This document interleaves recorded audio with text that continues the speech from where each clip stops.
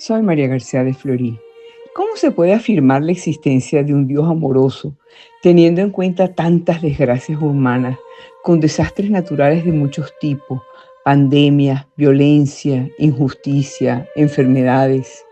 Sin embargo, cuando leemos la Biblia, creo que nadie puede llegar a la conclusión de que la creencia en un Dios de amor sea de algún modo incompatible con el sufrimiento.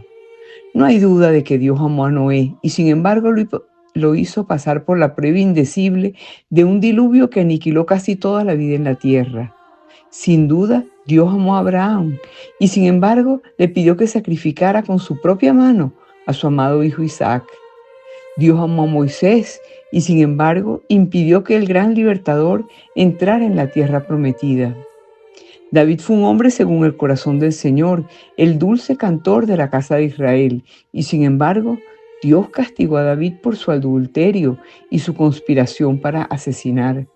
Y llevando esta dinámica a su máxima expresión, Dios entregó a su Hijo único para que fuera torturado hasta la muerte en una cruz. Hay algo interesante en estas y muchas otras narraciones de la Biblia, pues los autores bíblicos no veían contradicción alguna entre la afirmación de la existencia de un Dios que ama y el hecho del sufrimiento humano, incluso del sufrimiento humano inmerecido. Más bien, lo apreciaron como misteriosamente ingrediente del plan de Dios y propusieron varios esquemas para entenderlo. Por ejemplo, a veces especulaban el sufrimiento se nos impone como un castigo por el pecado. Otras veces pensaban que podía ser un medio por el que Dios realiza una purificación espiritual en su pueblo. Y otras veces que podía ser la única manera de que, dadas las condiciones de un universo finito, Dios pueda producir ciertos bienes. Los autores de la Biblia también reconocieron que la mayoría de las veces simplemente no sabemos cómo encaja el sufrimiento en los designios de Dios.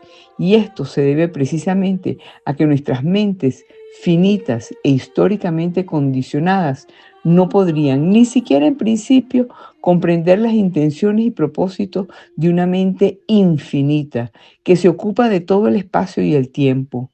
Prácticamente todo el espacio, prácticamente todo el peso del libro de Job consiste en mostrar esto.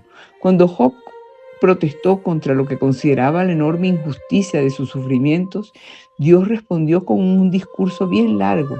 De hecho, su discurso más largo en la Biblia, recordándole a Job cuánto de los propósitos de Dios desconoce su humilde siervo humano. ¿Dónde estabas tú cuando yo fundaba la tierra?, preguntó Dios. No dudo que muchos sintamos hoy que el sufrimiento representa un obstáculo insuperable para la fe en Dios. Pero si el sufrimiento humano socava tu fe en Dios, entonces sencillamente no crees en el Dios presentado por la Biblia. Amigos, el sufrimiento es un misterio. Al igual que Jacob, que luchó toda la noche con el ángel, no debemos renunciar a Dios, sino luchar con Él. Nuestro sufrimiento no debe llevarnos a descartar el amor divino, sino a apreciarlo como algo más extraño de lo que jamás imaginamos. Es perfectamente comprensible que como Job gritemos nuestra protesta contra Dios, pero entonces, como ese gran héroe espiritual, debemos estar dispuestos a escuchar la voz que nos responde desde el torbellino, porque Dios sabe más que nosotros y con Dios siempre ganamos.